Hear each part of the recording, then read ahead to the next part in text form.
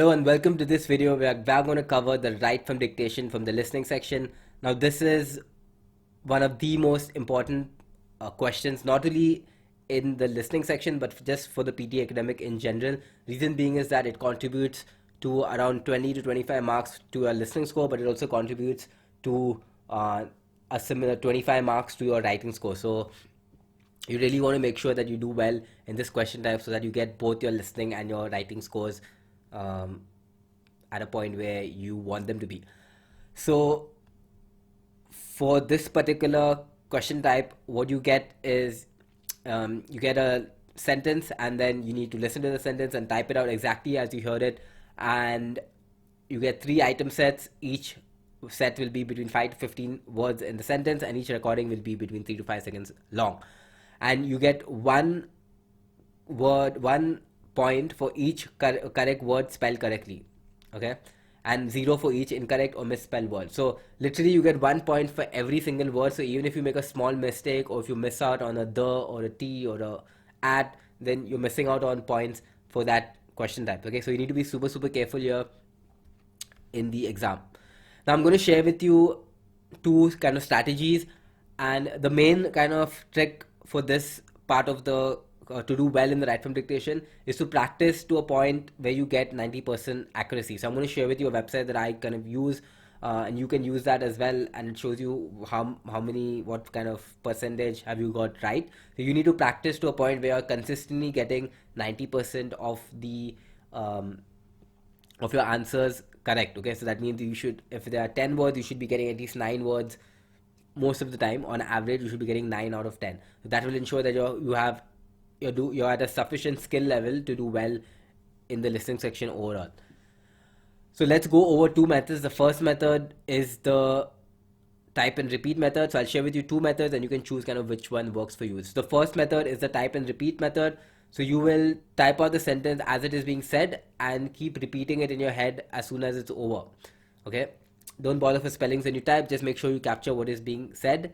For example, if you hear the lecture will be held tomorrow afternoon in the main classroom, you might initially type this as whatever words that you understand, and then you will expand upon it. Now I'll share this with an example because it's just easier to understand with the help of an example. So let's get into an example.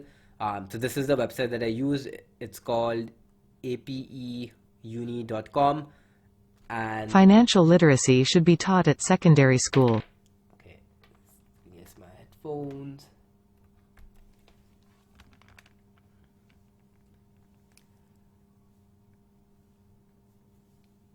Okay, I'm going to start now. Financial literacy should be taught at secondary school. Be taught at secondary school. Should be taught at secondary school. Financial literacy should be taught at secondary school. Financial literacy should be taught at secondary school. Financial literacy should be taught at secondary school. Okay, so this is kind of a demonstration of how to answer the question. So initially I was just typing out whatever I heard, and then I was also repeating it so that I don't forget it. So I just typed out whatever I could, capture that on the notepad so that I don't miss out on any words, and then I kind of made sure that I completed it. And yeah, that's essentially the way how you do it. So let's submit and see how we did. Okay, so I actually missed out on one word here. It was no, it's correct. Yeah, so it's 8 out of 8. That was the previous attempt. Okay, so let's try another attempt with the same method, type and repeat. So again, just to summarize, I'm listening to it. As soon as I'm listening to it, I'm also like typing it out, and I'm also repeating it once the audio clip ends to ensure that I'm not forgetting anything. Because what can happen is, as you're typing, you might just type this initial few words, and then you kind of forget what's at the end. So this method ensures that you're not missing out on those words at the end. So let's do another question. Effective presenters make eye contact with the audience. Eye contact with the audience. Effective presenters make eye contact with the audience. audience. Effective presenters make eye contact with the audience. Effective presenters make eye contact with the audience. Effective presenters make eye contact with the audience. Okay. Effective presenters make eye contact with the audience. So that's what I heard. So let's do a quick check of spelling. Looks all right. Always make sure you're checking for spellings, because if the spelling is wrong, you get 0. Okay, that's right. Effective presenters make eye contact with the audience. Okay, so again, I was typing it out and I was repeating it at the same time to ensure that I don't forget it. So that's another method that that's the same method that you can use, and those are some examples of how you do them. Okay, so this works really well, and I'll share with you another method.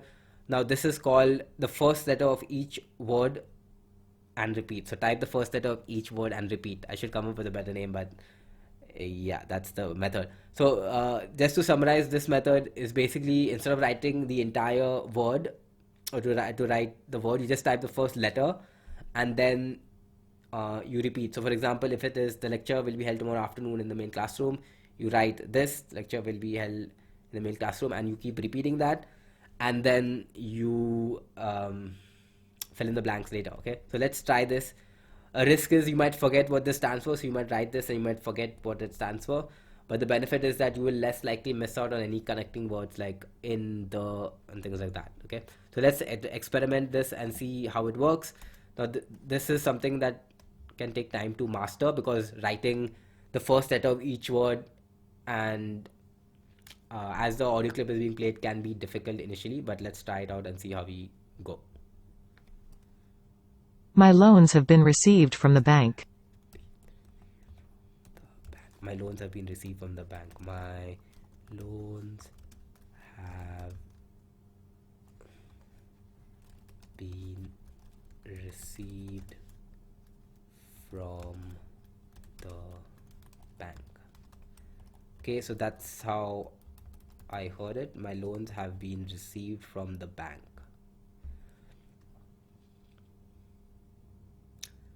Okay, I made a spelling mistake there. Again, this is just to show you that you should be checking your spellings before you submit it. So received, the E comes before I in received. So yeah, that's a spelling mistake, but apart from that, I kind of got it right. So again, check your answers for spelling mistakes in the actual exam. Let's do one more with the first Science letter. and technology is good for the global economy. Science and technology is good for the global economy. Science and technology is good for the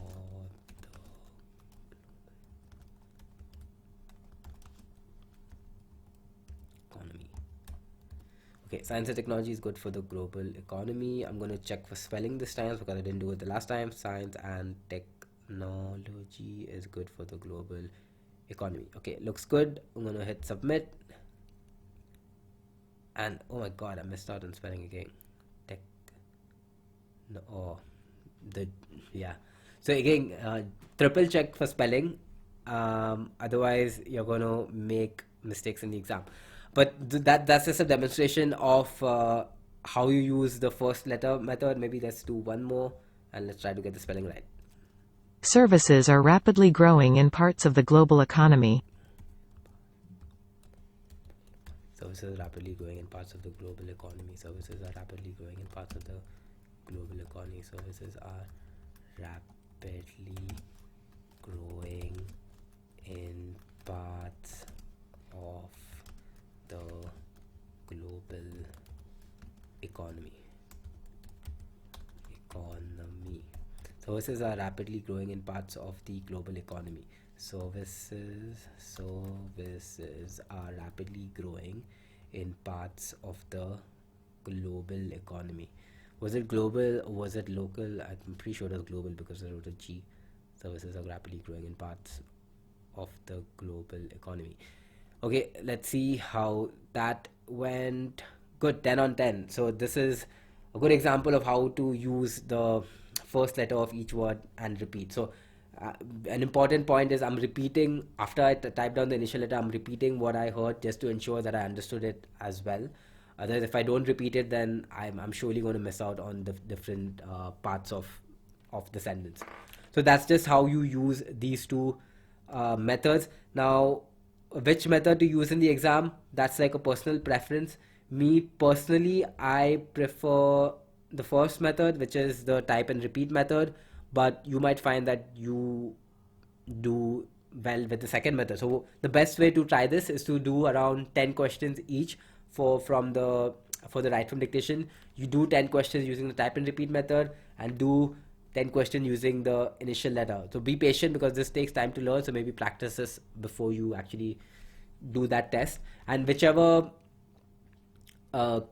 method you get the best result, so you get the maximum score, just use that in the exam. It's as simple as that. Okay, so try it out and see which one works for you. Some things to watch out for: you get 0 marks for incorrect spelling, so spell your words correctly. So obviously, like, double check, triple check your words for spelling, and make sure that you're not making those mistakes. Watch out for missing ed, s prepositions. So oftentimes this can kind of cause you to make mistakes. So if it's a plural form, it's an s, you miss out on that. Oftentimes I've seen people that causes people to lose on 1 or 2 marks. Okay, so the second method can kind of minimize that to a certain extent, because you do not miss out on those prepositions. Experiment and try, and what works for you. So I already mentioned that. So that's pretty much it for the write from dictation. Again, just to summarize, super important part of the exam. It contributes to both your listening and your writing scores. The two methods that I shared, the type and repeat, and the write the first letter of the word and repeat. Test out which one works best for you in the exam. Watch out for spelling mistakes. Practice till you get 90% accuracy. So this is one thing where you just need to practice as much as you can.